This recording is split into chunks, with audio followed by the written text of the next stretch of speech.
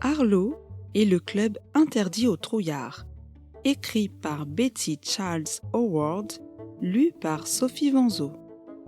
À fréquenter les sages, on gagne en sagesse, mais la compagnie des personnes stupides amène le malheur. Proverbe 13, 20. Cette histoire se passe au parc. Comme tous les vendredis après-midi, le papa d'Arlo va le chercher à l'école. Puis, il s'arrête au parc avant de rentrer chez eux. Arlo aime se balancer le plus haut possible sur la balançoire, glisser à plat ventre sur le grand toboggan à spirale et chercher des os de dinosaures dans le bac à sable. Mais ces derniers temps, jouer au parc n'est plus aussi amusant.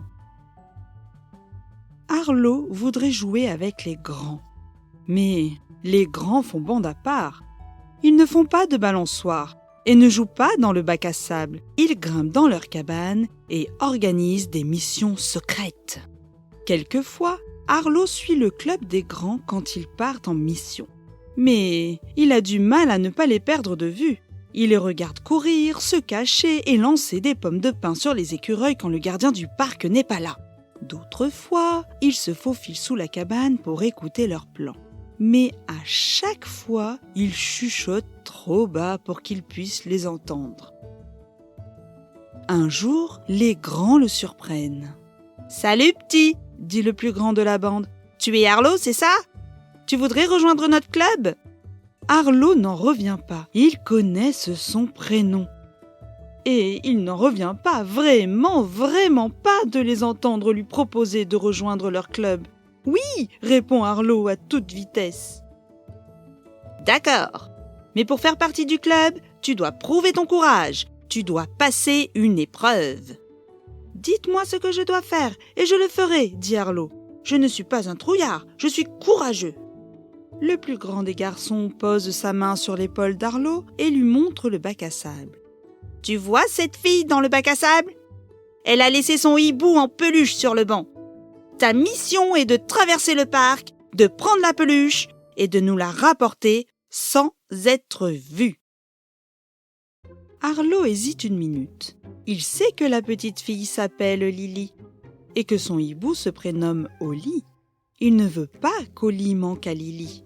Mais il est presque sûr de pouvoir rapporter Oli avant que Lily ne remarque son absence. Il prend une profonde inspiration et répond « C'est d'accord, je vais le faire !» Avant de perdre courage, Arlo s'élance à travers l'aire de jeu. Il s'accroupit et court près du mur, comme il avait déjà vu les grands faire. Une fois arrivé près du bac à sable, il rampe derrière le banc et prend le hibou. En un éclair, le voilà de retour à la cabane. « C'est fait ! Voici le hibou ! Personne ne m'a vu, dit-il. »« Bien joué, Arlo, » répond le plus grand de la bande. « Maintenant, tu vas pouvoir passer l'épreuve. »« Quoi ?» s'exclame Arlo. « Je pensais que c'était ça l'épreuve. J'ai le hibou. »« Et non, ce n'était pas la véritable épreuve, » répond le garçon qui porte un bonnet de camouflage. « Maintenant, tu dois mettre le hibou dans la poubelle et tu ne devras dire à personne où il est. » Le cœur d'Arlo bat la chamade. Il sait que s'il jette Oli dans la poubelle, Lily ne reverra plus jamais sa peluche. Il sait que ce que lui demande la bande de garçons est mal. Mais il sait aussi que s'il ne réussit pas cette épreuve, il ne pourra plus jamais jouer avec eux. Arlo regarde la poubelle, puis regarde la bande de garçons. « Je ne peux pas faire ça, dit-il. Je veux dire... Si, je peux, mais je ne veux pas. » Le plus grand des garçons fait une grimace. « Alors, retourne jouer avec les trouillards !» grogne-t-il. Arlo baisse les épaules. Il traverse à nouveau le parc, lentement. Cette fois, le hibou sous son bras. Il le repose sur le banc. Lily est toujours en train de jouer dans le sable et n'a même pas remarqué que le hibou avait disparu. Arlo se dirige vers un autre banc, celui sur lequel est assis son papa. Il est en train de lire un livre. « On y va, papa ?» dit-il tristement. Arlo, qu'est-ce qui ne va pas ? Demande son papa à l'air inquiet. Arlo explique à son papa qu'il a eu une chance de faire partie du club des grands et aussi qu'il n'a pas réussi l'épreuve pour y entrer. Arlo, je suis content que tu n'aies pas jeté Oli dans la poubelle. Tu as fait ce qui est juste. Alors, pourquoi je ne me sens pas heureux ? Demande Arlo en s'agenouillant. Il fait mine de vouloir refaire son lacet parce que il a envie de pleurer. Suivre Jésus, c'est une grande aventure. Et les aventures nous amènent à faire des choix difficiles, explique son papa. Parfois, nous faisons des choix justes, mais difficiles. Et quand d'autres personnes font d'autres choix, nous pouvons nous sentir seuls. Mais Jésus nous a promis qu'il sera toujours avec nous, même si nous sommes exclus. Même si certains veulent nous interdire de faire partie de leur bande.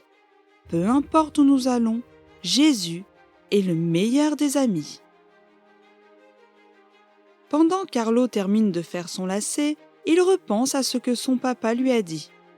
En levant les yeux, il voit la bande des grands marcher sur le muret. Ils ont tous les bras chargés de pommes de pin. Ils chuchotent et montrent le bac à sable. Arlo fronce les sourcils et murmure « Allez Jésus, on y va !» Arlo court aussi vite qu'il peut vers le bac à sable. Il y arrive juste au moment où les grands garçons brandissent les pommes de pin pour les lancer en direction de Lily. Arlo saute et atterrit devant elle. Les pommes de pin égratignent Arlo lorsqu'elles l'atteignent, mais aucune ne touche Lily. « Arlo !» s'écrie Lily. « Tu m'as sauvée !» Les grands s'apprêtent à partir en courant, mais à leur grande surprise, une gardienne du parc leur bloque le passage. « Pas si vite, dit-elle. J'ai vu ce que vous venez de faire. Vous devriez avoir honte de vous en prendre à une petite fille. Heureusement que son ami était là pour la protéger. » Ce n'était pas seulement moi, pense Arlo. Jésus était avec moi. « Il est temps pour vous de partir, les garçons, dit la gardienne. »